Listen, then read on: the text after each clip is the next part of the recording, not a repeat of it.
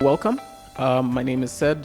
My topic is going to be, the keynote is going to be on digital catalysts for social impact. But I want to focus on the catalyst because what I've realized is that that's probably the area of tension that exists the most, that is not addressed on our end, from being the agencies that work with you and the teams that provide the strategies, and on your end in terms of the results that you expect and what you don't see. There was a really lovely report that was done called Winning Hearts and Minds. It was done by Luminate. It looked at what's working in strategic comms in your sector very specifically. The first thing is they basically talk about how there's a major disconnect between the strategic side of communication and the organizations that are change agents and the activities that they do. It picked 4 key areas that it found to be, I guess, the main things that need to be addressed. And one of them, I mean, the obvious one is that digitization has kind of made us all feel like we can do everything, which is not true. Second thing is, and I think for the people who aren't the owners of the NGOs, they might resonate with this. In-house resources are limited in most change agent organizations. I'm looking at the comms guys, where you tend to end up being told to do everything. The third one is that there's perceptions. Yeah, I'm going to be really honest here, just because we're in a small room, we can't run away, so we have to deal with each other. But there are perceptions of how agencies view NGOs, how NGOs view agencies, and everybody has a trust issue.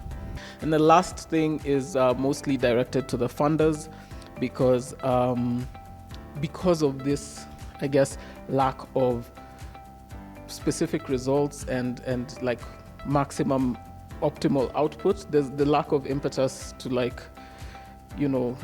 invest in this marketing and communication space is pretty significant. There's 4 key areas that they kind of identified problems in: the pre-planning, which is the origination, how these things come up, right? The EOIs and RFPs and all the other ABC acronyms. All those things are normally done in such a way, the TORs and so on and so forth. All of those are normally done in such a way that the structures are defined based on the programmatic or the activity needs and not the communication and strategic needs.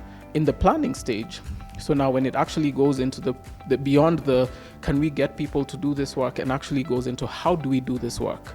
What is the plan around this? We've skipped past doing strategy and we've gone straight into execution. We are talking about tactics, and there's a specific way we have to talk about those tactics. Does this fit into the larger organizational communication plan? Does this fit that? And if it doesn't fit that, how do we get it to fit that? Then on the execution side, there's also a specific way this has to be done, right?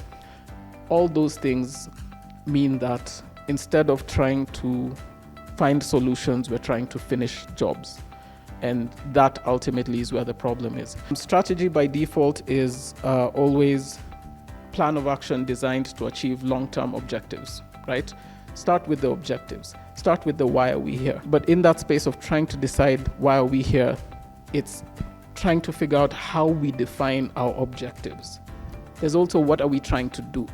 And I think the key thing I want to kind of highlight here is that there's a pretty significant difference between the goals of this project, what needs to get done for this job to be checked off, and the objectives of this campaign or the objectives of this activity, because those are a little bit different. Sometimes the strategy side of it just means let's sit down and think, what are we actually trying to do? And then how do we actually get to that solution? I think it's important to always kind of give space for the objective to be translated to what you're actually trying to achieve from a digital standpoint.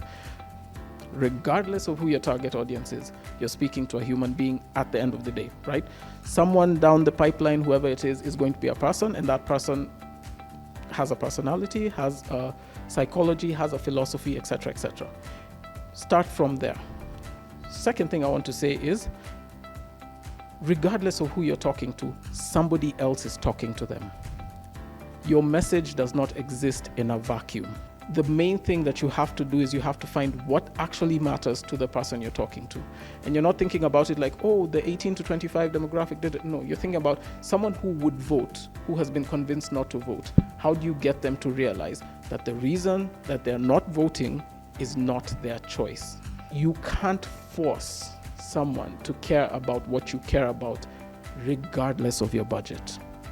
At the end of the day, I think the goal is for all of us, do more meaningful work, get more impact out of it, get more value out of what we pay.